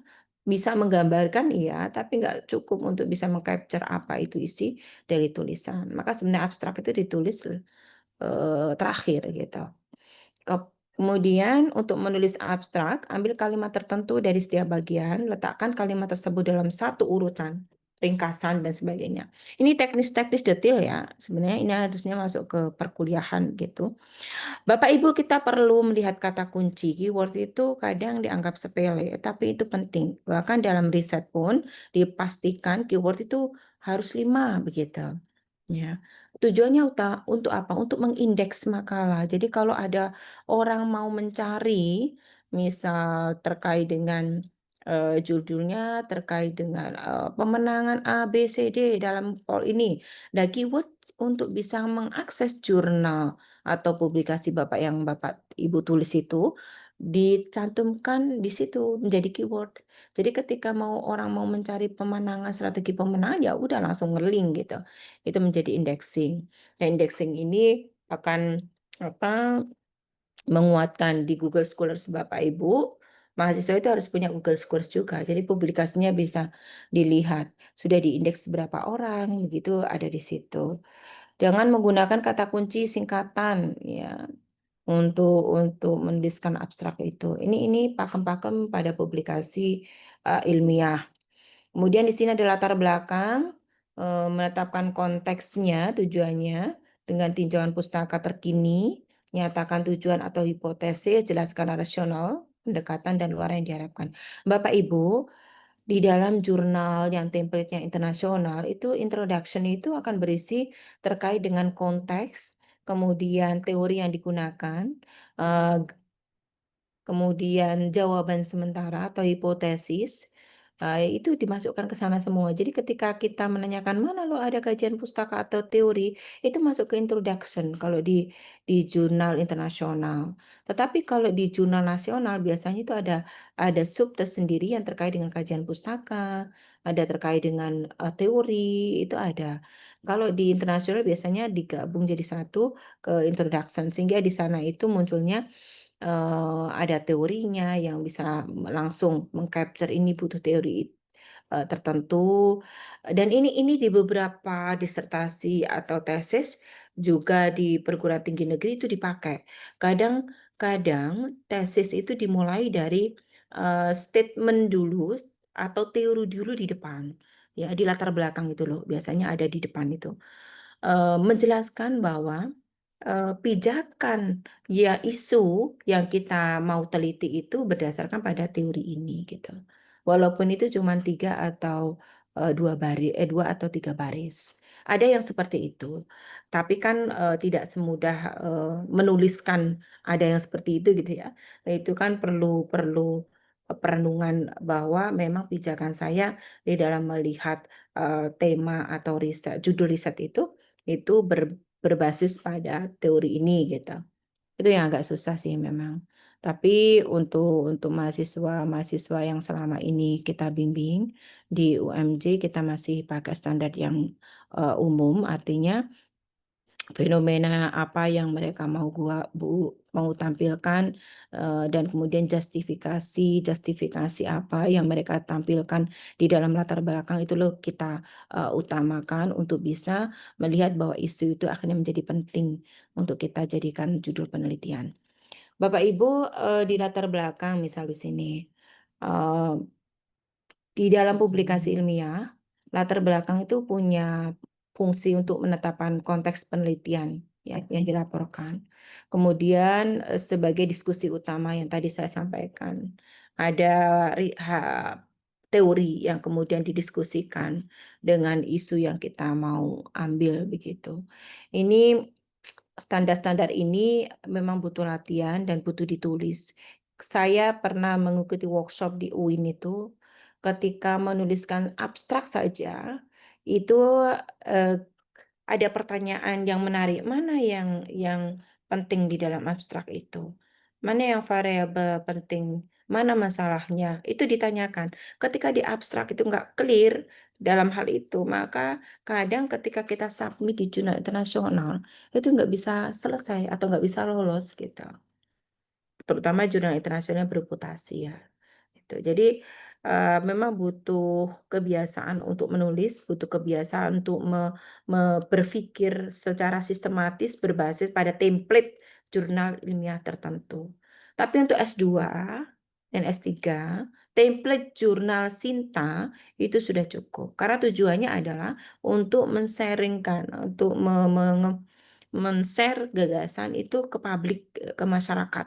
Tidak berbeda dengan akademisi seperti kami, dosen, itu selain untuk ke publish gagasan itu, juga ada pertanggungjawaban secara teoretik ya. Ada pengembangan keilmuan. Jadi kita itu meneliti bukan sekedar meneliti saja, tetapi bisa menambahkan teori baru, indikator baru dalam teori tertentu. Yang tadi triangulasi yang seperti disampaikan oleh Prof. Yun tadi, kalau di kita ada triangulasi teorinya itu. Jadi teorinya mana yang sudah eksis, mana yang perlu dikembangkan itu dosen gitu. Kalau mahasiswa ya fenomenanya, metodenya itu nggak masalah. It's okay gitu. Dan publikasi ilmiah yang bisa menerima itu biasanya itu hanya publikasi yang ada di nasional. Kalau yang internasional seperti yang di pengalaman Prof. Yun tadi, bahwa ada sesuatu yang belum diteliti ya itu kan base-nya adalah teori gitu. Itu yang perlu digarisbawahi. Mungkin itu, ini masih banyak lagi yang perlu disampaikan, tapi ini cuplikan-cuplikan PPT yang pernah saya terima. Prinsipnya, mengapa yang saya sampaikan tadi, mengapa mahasiswa itu perlu publikasi, yaitu karena adanya diseminasi hasil riset ya, yang perlu disebarluaskan gitu. Intinya itu prinsipnya. Jadi beban mahasiswa itu hanya menyebarluaskan hasil riset itu, baik melalui seminar maupun melalui pertemuan-pertemuan ilmiah. Tetapi untuk syarat penting dalam penyelesaian studi, yaitu publikasinya ke jurnal ilmiah begitu. Intinya itu. Kita menyampaikan coachingnya nanti akan dibagi oleh Pak Kaprodi, ya, coaching terkait dengan pendampingan penulisan jurnal. Boleh dengan dosen pembimbing tesisnya, karena punya kewajiban nanti pembimbing tesis itu dalam syarat publikasi jurnal ilmiah ditampilkan sebagai penulis kedua, tidak penulis ke-1, ya, penulis kedua. Itu menjadi penting. Sehingga Bapak Ibu boleh berkonsultasi ke dosen pembimbingnya begitu. Tapi untuk yang lebih lanjut lagi nanti Pak Kaprodi akan, dosen pembimbing tesis bertanggung jawab juga terhadap publikasi mahasiswa. Jadi yang kami mungkinnya ditunjuk nanti mendampingi ya, tetapi jangan diserahkan full gitu nantinya gitu. Dosen pembimbing juga wajib punya peran di sana. Tuh, mungkin itu Pak Kaprodi yang bisa saya sampaikan. Nanti ada beberapa tulisan-tulisan atau hasil workshop, tapi ini bentuk hard copy ya, tidak soft copy. Bagaimana memilih jurnal internasional, bagaimana harus itu. Saya sendiri masih harus berpraktek dan berproses Bapak Ibu, karena beberapa kali submit itu dan butuh waktu tersendiri untuk bisa menyusun tulisan yang diinginkan oleh jurnal internasional bereputasi. Kalau jurnal internasional saja, mungkin ada beberapa tulisan yang sudah saya publish di sana. Tetapi kalau yang internasional bereputasi, memang saya juga masih belajar untuk ke sana. Gitu. Karena tidak mudah, gitu, dengan apalagi bagi yang punya jabatan runut dan administratif yang padat, itu perlu effort yang luar biasa untuk bisa ke sana. Ini itu Pak Kaprodi yang bisa saya berikan. Terima kasih atas sharingnya pagi ini. Saya akhiri, wabillahi taufiq wal hidayah. Assalamualaikum warahmatullahi wabarakatuh. Waalaikumsalam warahmatullahi wabarakatuh. Terima kasih Bu Lucy. Selanjutnya Bu Endang, ada yang ingin disampaikan Bu Endang?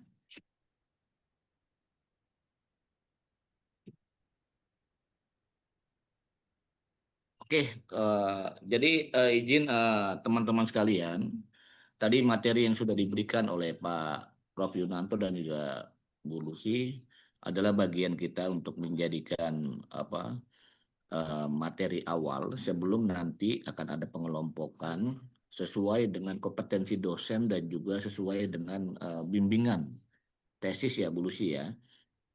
Pak Kaprodi mungkin izin, Heeh. bagi yang belum pernah mensubmit jurnal, mungkin saya akan mengenalkan sedikit jurnal kita ya, jurnal UMJ ya, supaya Silakan. supaya itu, jadi mahasiswa bisa berselancar di sana. Sebentar saya mau buka dulu ini ya. Jadi bisa jurnal.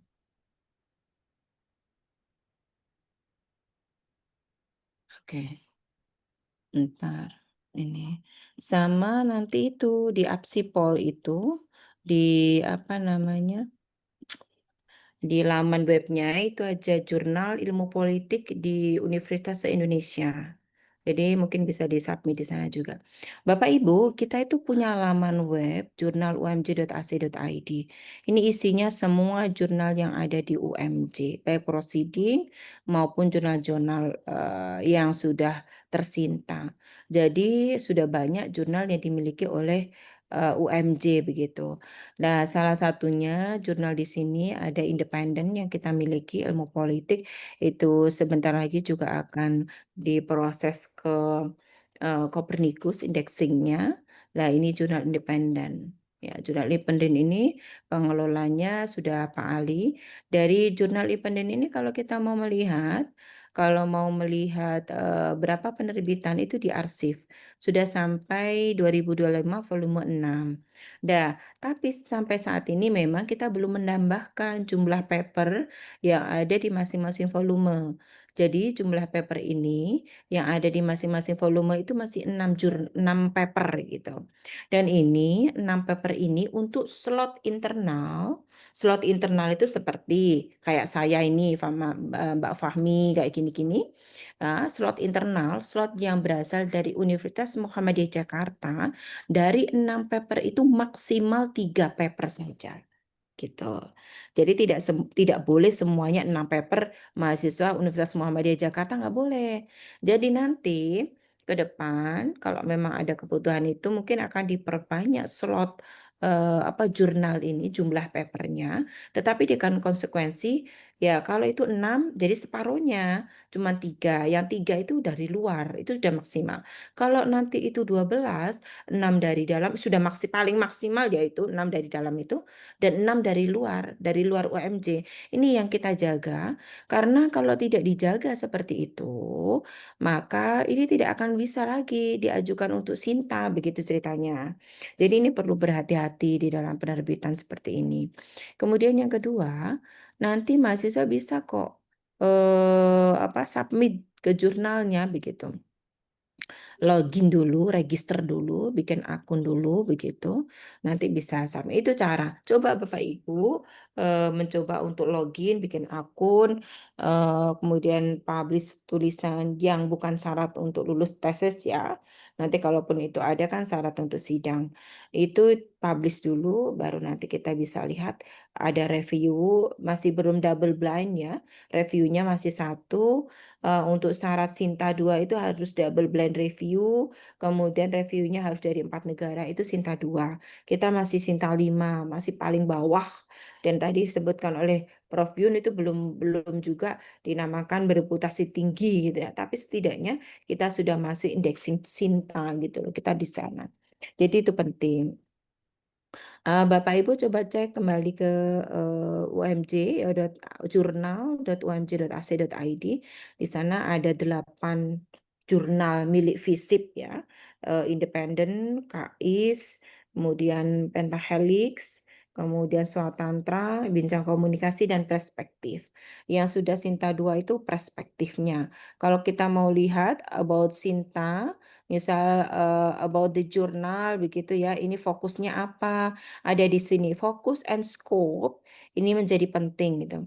Bapak Ibu, di luar sana memang banyak kok yang menawarkan, oh jurnal tercinta ini bayar sekitar, memang berbayar jurnal itu karena untuk memaintain atau memanage publikasi, tampil ke jurnal supaya bisa sitasi oleh banyak orang, dibaca oleh banyak orang, itu membutuhkan effort yang luar biasa. Ini fokus and scope, ini kalau kita mau lihat. Kemudian submission-nya bagaimana? Ini bisa dilihat submission guideline-nya. Kemudian di sini juga ada lihat editorial timnya. Ini Pak Ali editorial timnya. Ini masih internal semua. Ya, masih internal semua. Editorial board-nya, kemudian reviewernya sudah mulai bervariasi. Dan reviewer ini sudah banyak mereview, tapi masih bukan double blind-nya, masih satu begitu. Kita sudah terindeks Garuda, Google Scholar, Sinta, Crossref, ini sudah indexing. Belum yang Copernicus masih belum, nanti kita proses ke sana. Mungkin itu Pak Usni yang bisa saya share terkait dengan jurnal UMJ. Bapak dan Ibu silakan belajar perjurnalan, bukan berarti untuk ahli jurnal juga, tetapi untuk bisa mensubmit gitu dari jurnal-jurnal yang ada. Ini perspektif punya kita. Kemudian mana lagi ini?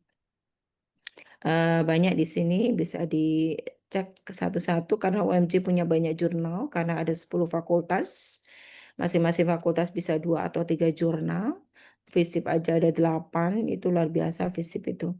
Nah, ini mungkin bisa dimanfaatkan Bapak Ibu. Kemudian ada juga di Apsipol. Kalau Bapak Ibu apsipol.or.id gitu. apsipol.or.id. Nah, ini juga bisa Apsipol. Apsipol kelihatan nggak itu webnya Apsipol? Itu ada jurnal ilmu politik, silahkan. Dari berbagai macam universitas begitu. Dari jurnal tersebut. Sebentar. Bisa Bapak dan Ibu manfaatkan karena kita sudah kerjasama. Bisa submit ke sini gitu loh. Artinya kita bisa menghubungkan siapa editor in chief-nya dan sebagainya.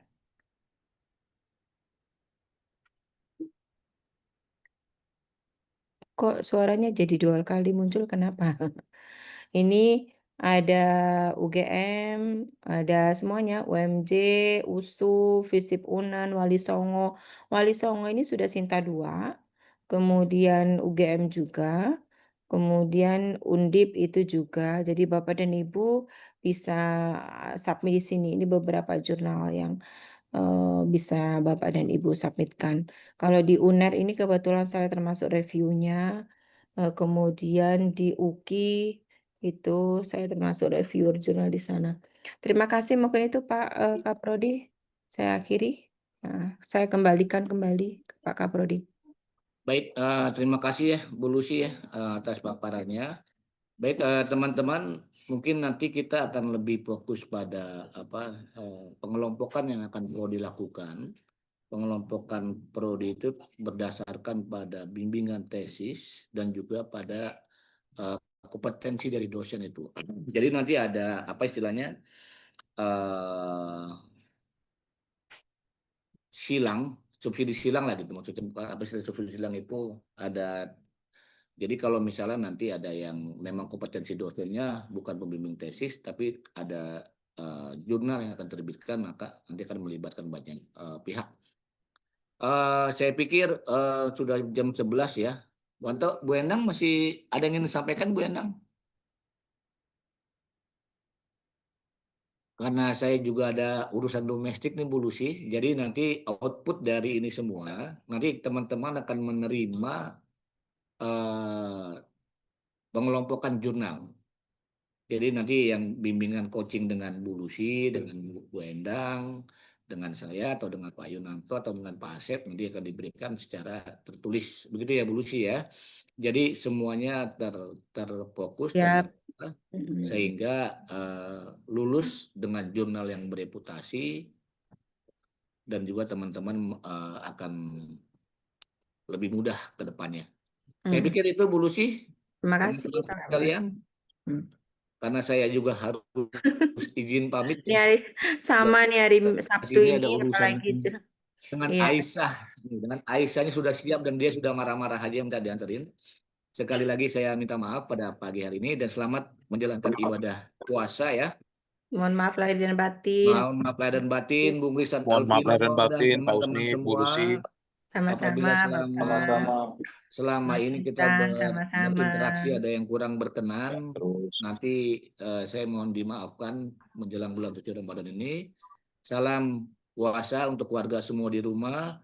Kurang lebihnya mohon maaf. Assalamualaikum warahmatullahi wabarakatuh. Waalaikumsalam. Waalaikumsalam warahmatullahi wabarakatuh. Nanti tunggu surat Puasa edarannya ya, teman-teman. surat ini ya, pengelompokannya ya teman-teman ya. Izin Pak, minta materinya ya Pak. Iya baik-baik, nanti dikirimkan materinya. Oke, makasih Terima Pak. kasih ya. Untuk semua mohon maaf lahir batin, selamat Selamat berpuasa. semua ya teman-teman ya. Baik, Bang Cahyo. Sehat.